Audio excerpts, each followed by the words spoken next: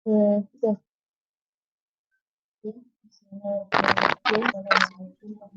Assalamualaikum. Alhamdulillah, hari ini kami akan membahaskan tentang kaedah kuliah jaminan dengan belanja. Ahli guru kami terdiri daripada 3 orang ahli kuliah. Yang pertama Nurul Faizah Akila binti Muhammad, yang kedua Atikah Mariam binti Muhammad Fauzi, yang ketiga saya sendiri Nur Sabidah binti Khalid. Pada hari ini kami akan membahaskan tentang pengenalan umum, pengenalan kaedah, dasar kaedah, aplikasi kaedah, bentuk aplikasi kaedah dan kesimpulan. Pengenalan kawaid fiqhiyah. Kawaid merupakan kata jamak yang berasal daripada perkataan kaedah menurut As-Suyuti. Berdasarkan tafsiran bahasa Arab ini, perkataan kaedah itu bahawa maksud asas. Manakala fiqhiyah pula maksud munculnya dari perkataan fiqh yang menjelaskan tentang hukum syarak yang bersifat amali yang diperoleh daripada dalil-dalil terperinci. Menurut Al-Ansari, pada 12, beliau mendefinisikan kawaid fiqhiyah ini sebagai satu hukum yang bersifat keseluruhan yang dapat diaplikasikan kepada seluruh bahagian agar dapat diaplikasi akan hukum bahagian tersebut tadi. Mengikut kehidupan ekonomi atau khazanah para fuqaha terdahulu, biasa disebut tentang kaedah muamalat atau penggunaan kawaid fiqhiyah ini, dan ia menjadi perkara yang penting. Dapat 25 kaedah kawaid yang berkait rapat dengan transaksi muamalat Mustafa Al-Zaqa, sedangkan 20 kawaid kaedah yang berpeluang kepada transaksi terhadap ekonomi dan muamalat menurut Al-Jazuli. Kaedah yang akan kami bahaskan ini merupakan satu kaedah yang diberi nama Al-Ghurmu bil Ghanam. Dalam erti kata lain, dia bermaksud jaminan dengan ganti rugi. Maksud kawaid fiqhiyah ini, Al-Ghurmu bil Ghanmi ini menjelaskan bahawa seseorang yang memanfaatkan sesuatu harus menanggung risiko. Okey, kita masuk kepada pengenalan kaedah. Kaedah yang berkait dengan jaminan dengan kata rugian ialah kaedah al-ghurmu bil ghanam. Dari segi bahasa, al-ghurmu bermaksud keuntungan, manakala al-ghanam pula bermaksud kerugian. Manakala dari segi istilah pula, al-ghurmu bil ghanam yakni inna man yanalu naf'u syai'in yahtamilu darar. Maksudnya risiko adalah sejajar dengan keuntungan. Iaitu sesiapa yang memperoleh manfaat ke atas sesuatu yang dimaafkannya, maka dia mestilah berkorban dan bertanggungjawab menanggung risiko atas usaha yang telah memberikan keuntungan tersebut. Manakala kaedah ini biasanya berkait rapat dengan masalah muamalat seperti masalah mudharabah, buyur, ijarah dan sebagainya.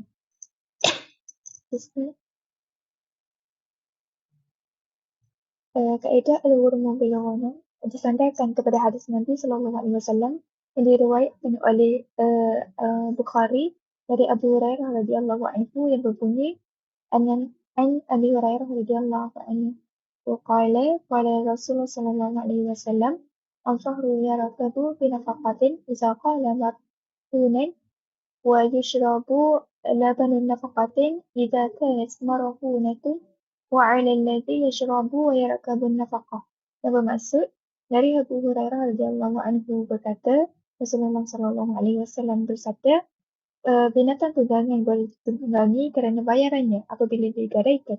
Binatang boleh diambil susunya untuk diminum kerana bila digadaikan. Bagi orang yang memegang dan meminumnya, wajib diberikan bayaran. Hadis ini ingin menerangkan bahawa bila mana seorang tu dia sanggup menanggung risiko atas sesuatu manfaat atau sesuatu benda tu, jadi dia berhak dan dia layak mendapat keuntungan ataupun manfaat lah daripada benda yang dia risikokan tu. Maksudnya, manakala menurut pendapat Umar Abdullah kami pula, maksud kaedah ni ialah barang siapa yang memperolehi manfaat daripada sesuatu yang dimanfaatkannya, maka dia mestilah bertanggungjawab di atas darar, ghurmu serta daman yang mungkin akan berlaku. Secara ringkasnya, kaedah ini menerangkan tentang setiap perkara baik yang boleh memberikan manfaat kepada seseorang maka dia mestilah sanggup menanggung risiko yang mungkin berlaku setimpal dengan keuntungan yang diperolehinya. Macam yang saya cakap tadi, bila seseorang tu sanggup menanggung risiko atau setiap manfaat yang di akan ditanggungnya, jadi dia layak untuk terima manfaat tersebut. Seterusnya, saya silakan kepada pemerintah seterusnya. Okay, bismillahirrahmanirrahim. Seterusnya saya akan bentangkan aplikasi kaedah. Kaedah Al-Ghurmu bil Ghandam ni merujuk kepada satu prinsip di mana seseorang perlu bertanggungjawab dan membayar ganti rugi atas kerosakan atau kerugian yang berlaku disebabkan oleh haiwan ternakan yang dimilikinya. Berdasarkan hadis Nabi SAW, Rasulullah SAW bersabda, sesiapa yang memelihara binatang ternakan, maka dia akan bertanggungjawab atas kerugian yang ditimbulkan oleh binatang tersebut. Zaman dulu kaedah ni dia digunakan dalam konteks macam pertanian dan peternakan di mana pemilik binatang dia perlu bertanggungjawab atas kerosakan atau kerugian yang dilakukan oleh binatang yang dia pelihara tu. Sama ada binatang itu merosakkan tanaman, harta benda maupun keselamatan orang ramai. Manakala ada satu lagi kaedah yang dia seakan-akan sama tapi dia sedikit saja berbeza, iaitu kaedah Al-Kharaj bid-Daman, iaitu manfaat suatu benda adalah faktor pengganti rugi. Contoh bagi prinsip ni, bila mana seseorang memulangkan lembu yang dia dah beli lama, dia pulangkan kepada pemilik asal dia, disebabkan lembu tu dia ada kecacatan, macam ikutlah kecacatan dari kaki dia, kecacat tiba-tiba dia cacat ke. Jadi masa tu pemilik lembu tu dia tak boleh menuntut penghasilan daripada lembu tersebut semasa ia berada di tangan pembeli. Maksudnya kat sini mungkin masa dia beli tu dia bagi dia diperah susu ke apa kan. Pemilik asal tu dia tak boleh minta ganti rugi, minta bayar balik dengan susu ke, bayar harga susu ke, tak boleh. Sebabnya memanfaatkan lembu tu adalah hak pembeli tersebut. Okay, seterusnya manakala dalam konteks undang-undang moden pula, kaedah maaf dia terbalik. Al-Ghurmu bil Ghandam ni dia digunakan dalam konteks muamalah di mana ia berkaitan dengan urusan pinjam meminjam, iaitu ariyah. Menurut Ibnu Rifa'ah, kaedah ini bermaksud ibahah al-intifa' bima yahillul intifa', iaitu kebolehan mengambil manfaat suatu barang dengan halal serta tetap zatnya supaya dapat dikembalikannya. Manakala mengenai barang yang dipinjam pula, apabila peminjam telah memegang barang pinjaman, kemudian barang tersebut rosak disebabkan penggunaan dia berlebihan ke disebabkan dia kelalaian dia lah, maka peminjam tu dia harus bertanggungjawab untuk menggantikan barang tu. Okay, itu aplikasi kaedah. Seterusnya kita masuk kepada contoh aplikasi kaedah. Yang pertamanya bahagian muamalah. Contoh yang pertama, jika seorang penjual dia mengirimkan barang yang rosak atau cacat kepada pembeli, maka pembeli berhak untuk meminta tukaran atau ganti rugi. Dan masa tu penjual tu dia tak boleh nak menolak, dia harus bertanggungjawab atas kerugian yang dia lakukan.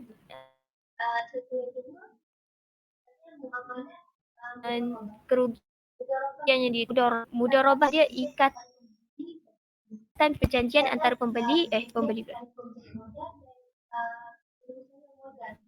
ikatan perjanjian antara pemberi modal dan ada orang memberi modal dan ada orang yang mengusahakan untuk membuka kedai tu. Dan seterusnya pemberi modal tersebut akan memperoleh manfaat daripada modal yang diberi. Namun pemberi modal juga perlu menanggung risiko jika projek yang dilakukan mengalami kegagalan atau kerugian. Dan kegagalan suatu usaha dalam sistem mudarabah ni terbahagi kepada dua, iaitu yang pertama kalau kegagalan atau kerugian tu disebabkan persaingan usaha yang murni antara peniaga-peniaga lain contohnya, maka kerugian tu dia akan ditanggung oleh pemilik modal. Kalau kedua pula, jika kerugian tu berlaku disebabkan kesengajaan pengusaha, maka nilai ganti rugi atas kerugian yang berlaku perlu ditanggung oleh pengusaha. Maksud yang kedua ni macam contohnya pemberi modal dah beri modal kan.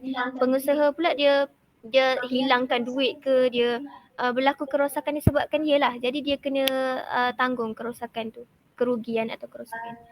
Okay, yang ketiga, seseorang berkecimpung dalam bisnes menjual makanan haiwan ternakan dan rakannya berminat untuk melabur duitnya sebanyak 10,000 terhadap perniagaan tersebut. Namun setelah beberapa tahun bisnes tersebut mengalami kerugian dan terpaksa gulung tikar. Oleh kerana hal tersebut, rakannya yang menjadi pelabur meminta semula duit modal. Dalam hal ni dia ada dua keadaan juga.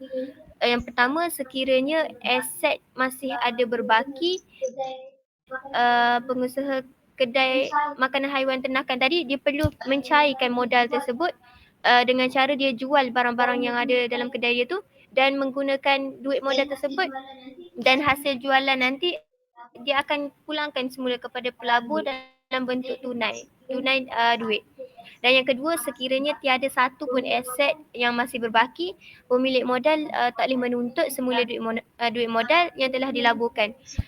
Kerugian duit modal tersebut perlu ditanggung sepenuhnya oleh pemodal. Ini kerana secara adatnya tidak ada sesiapa yang boleh menjamin keuntungan dan kerugian dalam berbisnes, khususnya berkait dengan pelaburan. Seterusnya, contoh aplikasi kaedah al-gharmu bil ghanam dalam kehidupan seharian pula. Yang pertamanya, pemilik haiwan ternak yang merosakkan tanaman milik orang. Contohnya, seekor lembu terlepas daripada kandang dia dan lembu tu pergi merosakkan tanaman jiran ke, pergi pijak apa, dia merosakkanlah sekeliling dia tu. Jadi pemilik lembu tu dia perlu membayar ganti rugi di atas kerugian yang ditimbulkan oleh lembu dia tadi. Dan yang kedua, pemilik sesuatu properti yang menyebabkan kerosakan kepada properti kejiranan. Jika pemilik properti melakukan pembaik pulih terhadap propertinya sehingga menyebabkan kerosakan kepada properti tetangga yang lain, maka dia perlu bertanggungjawab membayar ganti rugi atas kerugian yang dia timbulkan tu. Dan yang terakhir adalah contohnya pemandu kenderaan yang menyebabkan kemalangan. Contoh dia seorang pemandu yang tidak berhati-hati saat memandu dan menyebabkan berlaku kemalangan terhadap orang lain. Dia perlu menanggung semua kos kerugian melibatkan kenderaan yang dilanggar tu, bil hospital jika mangsa tu mengalami kecederaan dan semua yang berkaitan dengan apa yang dia dah buat lah. Dia kena bayar balik ganti rugi ikut dengan cara apa sekalipun. Okey, itu sahaja daripada saya. Saya teruskan kepada pembenar seterusnya. Okay.